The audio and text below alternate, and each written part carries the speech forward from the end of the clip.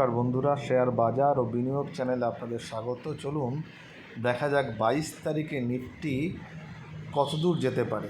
দেখুন 21 তারিখের যদি আপনারা ভিডিওটা দেখেন, এখানে আমরা পরিষ্কার বলে দিয়েছিলাম যে বাজার যদি মোটামুটিভাবে 23,870 উপরে 1 থেকে 2 দিন বন্ধ হয়, তাহলে 25,500 অবধি একটা টার্গেট হতে পারে মাসখানেকের মধ্যে।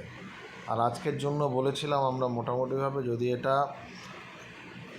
মানে ফ্ল্যাট খুলেও যদি 23,920 ভাঙে, তাহলে 24,052 এই লেভেল অবধি যেতে পারে, এটা আমরা বলেছিলাম। তবে বাজার যেখানে খুলেছিল মোটামুটি 23,950-এর কাছাকাছি খুলে 23,920 টাচ করে, দেখুন এই যে লেভেলগুলো করেছিলাম এখানে বেশ খানিকটা সময় কাটিয়েছে। আমরা যদিও এটা নীল রং দিয়ে দাগ দিইনি, তবুও এইখানে একটা সাপোর্ট জোন ছিল। দেখুন এই জায়গাটাতে অনেকক্ষণ সময় কাটিয়ে যখন উঠে গিয়ে হাইটা দেখুন, যদিও আমরা এই লেভেলটার কথা বলিনি, কারণ বাজার এতটা টানবে এটাও আমরা ভাবিনি।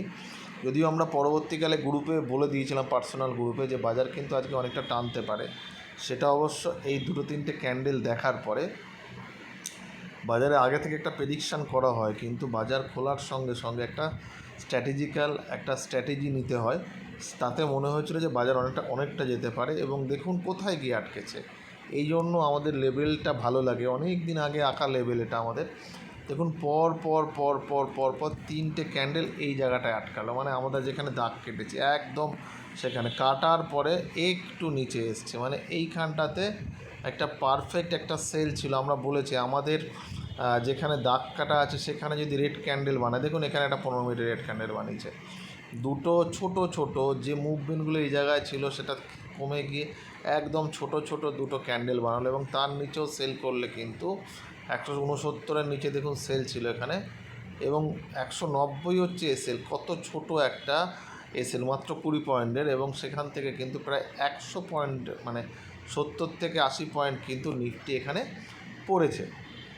যাই হোক, যেটা বলার, বাজার অত্যন্ত ভালো মুভ দিয়েছে, এবং এটা এক্সপেক্টেড মুভ, এটা নয় আনএক্সপেক্টেড। আমরা দুদিন ধরে এটা বলে এসেছি। এবার কি হতে পারে দেখুন, যদি বাজার এই জায়গাতেই খুলে যায়, মানে মোটামুটিভাবে 190 থেকে 24,120 এই লেভেলের মধ্যে খুলে যায়, খোলার পরে যদি এই লেভেলটা ভাঙে, মানে 24,200 ধরুন, 200 ভাঙলে 200 থেকে 210, 220 এই লেভেলের মধ্যেই থাকবে মোটামুটি।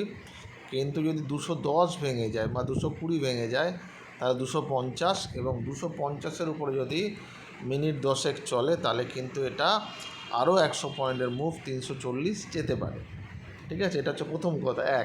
দ্বিতীয়ত, ধরুন অনেকটা উপরে খুলে গেল, এই জায়গায় খুলে গেল 24,250 থেকে এই লেভেলে 200-র মধ্যে একটা লেভেলের মধ্যে খুলে যাওয়ার পর এখানে একটা রেড ক্যান্ডেল বানালো আজকের মতো, তাহলে কিন্তু বাজার আবার নিচে আসতে পারে। এবং সবচেয়ে এখানে সেল হতে পারে যখন উপর থেকে এসে যদি আজকে যে লেভেলটাতে থেকে ব্রেক হয়েছে 170, সেটার নিচে এলে 24,100, এবং তার নিচে এলে 24,054।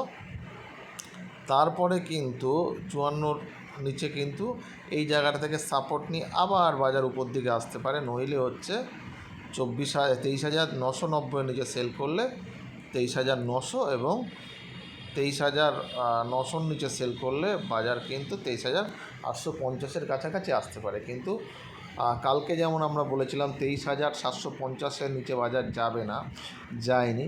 আজকেও সেমনি বলে রাখা যায় যে 23,900টাই কিন্তু এখন এরপরে একটা শক্তপোক্ত লেভেল হবে। ঠিক আছে,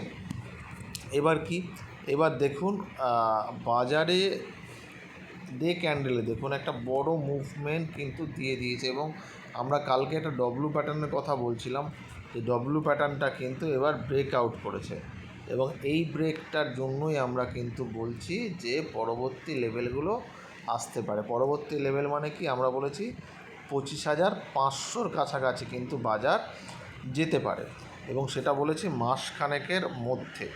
এবং বৃষ্টির পূর্বাভাস যদি ভালো হয় তাহলে তো ডেফিনেটলি যাবে। এবং এইখানে দেখুন এর উপরের লেভেলগুলো কি, 24,340-এর কথা বলেছি, তার উপরে আছে 24,070 থেকে 500। এটা একটা শক্তপোক্ত গার্ড, মানে বাজার এরপরে যেখানে গিয়ে একটা রেস্ট করতে পারে ডে ক্যান্ডেলে, মানে 3 দিন 4 দিন বাদে, সেটা হচ্ছে 24,500। এইটা কিন্তু একটা শক্তপোক্ত গার্ড, এবং এটা ভাঙলে তাহলেই আমরা সেই 25,000-এর দিকে যাত্রাটা দেখতে পাবো। এটা এই সপ্তাহে না হলে পরের সপ্তাহে কিন্তু হতে পারে। ঠিক আছে, দেখা যাক কালকে কি হয়।